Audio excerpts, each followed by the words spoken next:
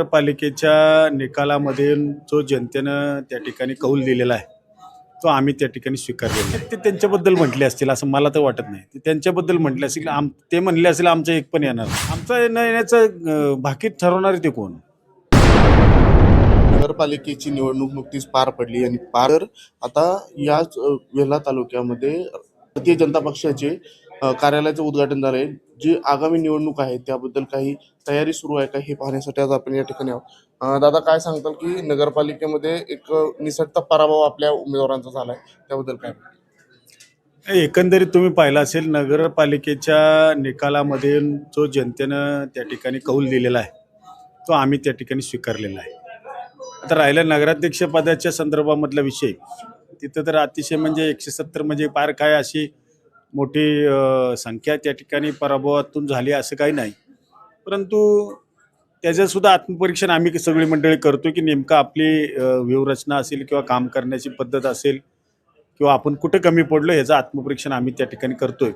एकंदरीत जर पाहिलं तर जे 16 नगरसेवक पदाचे जे काही उमेदवार होते त्यांना पडलेल्या मतांचा आकडा जर का आपण काढला तो निश्चितच या नगराध्यक्ष पदापेक्षा जास्त आहे. यानंतर दुसरा प्रश्न दादा असा होता की आगामी निवडणुकीमध्ये आपला एकही उमेदवार त्या ठिकाणी येऊ देणार नाही, असं काल जे विद्यमान आमदार यांनी पुण्यामध्ये पत्रकार परिषदेमध्ये सांगितलं, त्याबद्दल काय सांगा? कदाचित ते त्यांच्याबद्दल म्हटले असतील असं मला तर वाटत नाही. ते त्यांच्याबद्दल म्हटले असतील, ते म्हणले असेल आमचं एक पण येणार नाही. आमचं न येण्याचं भाकीत ठरवणारे ते कोण? ही जनता ठरवेल ना. जनता जनार्दन श्रेष्ठ आहे का कोणी एकटा व्यक्ती श्रेष्ठ आहे?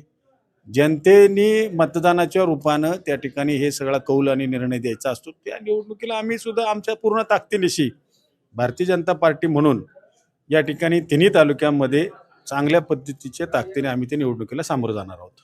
दुसरं, कालच्या जे नगरपालिकेची निवडणूक झाल्यानंतर बादली प्रकरण खूप मोठ्या प्रमाणात गाजलं गेलं की त्याच्यामध्ये त्यानंतर आमदार साहेबांकडून बोललं गेलं की त्यांची बादली आम्ही पलटी केली. नक्की काय होतं ते बादली प्रकरण? नाही, बादली प्रकरण नाही.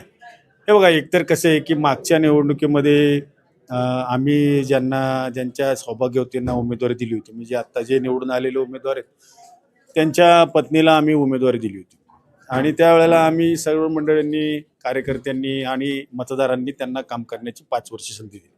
आता 5 वर्ष तुमच्या घरामध्ये संधी होती. संधी दिलेली असताना तुम्ही आजच्या निवडणुकीमध्ये तुम्हाला उमेदवारी मिळावी म्हणून त्या ठिकाणी तुम्ही प्रयत्न करत होता.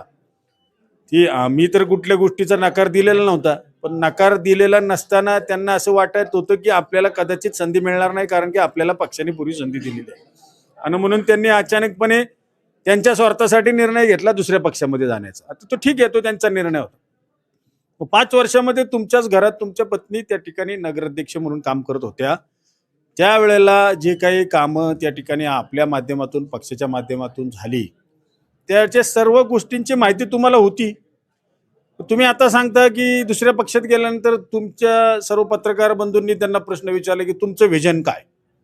ते व्हिजन काय ते त्याला उत्तर त्यांनी काय दिले? मी 24 तास पाणी देणार.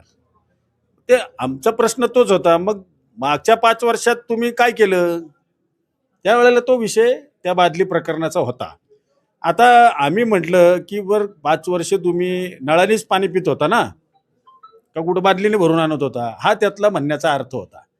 ह्याच्या पलीकडे दुसरं काय नव्हतं. यानंतर शेवटचा प्रश्न असा आहे की आगामी जी जिल्हा परिषद पंचायत समिती निवडणूक आहे यामध्ये आपण सर्व जागा लढवणार आहात? 100% आणि भारतीय जनता पक्ष म्हणून त्या ठिकाणी ते आम्ही लढवणार आहोत. हे बघा, पहिली गोष्ट म्हणजे मी भारतीय जनता पक्षामध्ये मी असेल, माझ्याबरोबरचे सर्व प्रमुख पदाधिकारी असेल, कार्यकर्ते यांनी काही महिन्यांपूर्वी भारतीय जनता पक्षामध्ये प्रवेश केला आणि त्या प्रवेशानंतर खरं तर आमची सुद्धा त्या ठिकाणी एक जनतेसमोरची एक परिस्थिती आमची होती की आता हा निर्णय तुम्ही घेतलेला आहे तो जनता त्या ठिकाणी तुम्हाला स्वीकारते का? आणि याबद्दलचं उत्तर झालेल्या नगरपालिकेच्या निवडणुकीमध्ये जनतेने त्या ठिकाणी दिलेलं आहे. म्हणजे इथून मागच्या काळामध्ये कमळ हे चिन्ह आम्ही पोचू नये म्हणून प्रयत्न केलेला होता शहरामध्ये किंवा ग्रामीण भागामध्ये, परंतु ते चिन्ह आम्ही घेऊन जनतेसमोर गेलो, जनतेला विश्वास व्यक्त केला आणि जनतेनं आम्हाला त्या ठिकाणी विश्वासानं कमळ या चिन्हाच्या समोरचं बटन दाबून 16 नगरसेवक पदाचे उमेदवार निवडून दिलेत. बाकीचे 4 उमेदवार आमचे एकतर 20, 25, 40 मताच्या फरकाने उमेदवार त्या ठिकाणी गेलेले आहेत. तसं जर पाहिलं तर कमळ चिन्ह आणि भारतीय जनता पक्ष जो आम्ही निर्णय कार्यकर्त्यांनी त्या ठिकाणी जाण्याचा घेतलेला होता, त्याला बोरकर जनतेने 100% विश्वास व्यक्त केलेला आहे. त्यामुळे एक लिटमस टेस्ट जी काही त्या ठिकाणी असते ती आम्ही त्या ठिकाणी यशस्वी झालेलो आहोत. आणि निश्चितच आम्हाला खात्री आहे की उद्याच्या येणाऱ्या पंचायत समिती जिल्हा परिषद निवडणुकीमध्ये देखील भोर, राजगड, मुळशी तालुक्यातील जनता आम्हाला निश्चितपणे कमळ या चिन्हाला या भविष्यकाळात निवडणुकीनंतर काम करण्यास संधी देईल. यानंतर शेवटचा प्रश्न असा आहे की आता इच्छुक खूप आहेत, मग याच्यामध्ये समंजस होईल का सगळ्यांना?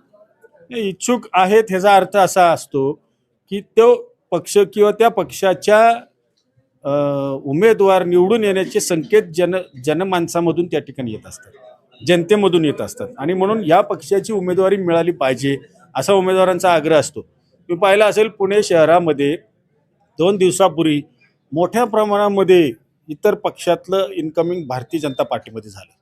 त्यामध्ये जवळपास 13-14 असे व्यक्ती त्या ठिकाणी शहरामधले होते की ते काही काळ नगरपालिकेमध्ये इतर पक्षांच्या माध्यमातून नगरसेवक म्हणून सुद्धा काम करत होते. त्या सर्व मंडळींनी आज भारतीय जनता पक्ष हा निवडला. याचं कारण की त्यांना खात्री आहे की या पक्षाची उमेदवारी मिळाल्यानंतर 100% विजय आपल्यावर त्या ठिकाणी होईल आणि म्हणून ती गर्दी आहे. आता शेवट मेरिट ह्या त्या ठिकाणी इलेक्टिव्ह मेरिट हा एक भाग असतो. जरी उमेदवारांची जरी गर्दी असली, इच्छा असली तरी प्रत्येकाच्या योग्यतेनुसार किंवा जनमानसाचा कौल घेऊन इलेक्टिव्ह मेरिटच्या आधारे आम्ही त्यांना निवडणुकीला उमेदवारीला संधी देणार आहोत. इथं काय संधी देत असताना आमचा पक्ष, आमचे वरिष्ठ असतील, महाराष्ट्र प्रदेशचे भारतीय जनता पक्षाचे वरिष्ठ असतील, ह्या सगळ्यांची चर्चा करून हे निर्णय होत असतात. तिथं कुठली एकाधिकारशाही नाही आहे. काही लोक म्हणत होते की ही थोपटे भाजप आहे आणि जुनी भाजप आमच्याबरोबर आहे, असं काही लोकांनी सुद्धा निवडणुकीमध्ये चित्र निर्माण करण्याचा प्रयत्न केला. पण ह्याला 100% पूर्णपणे विश्वास त्या भोरकर जनतेने त्या ठिकाणी दिलेला आहे.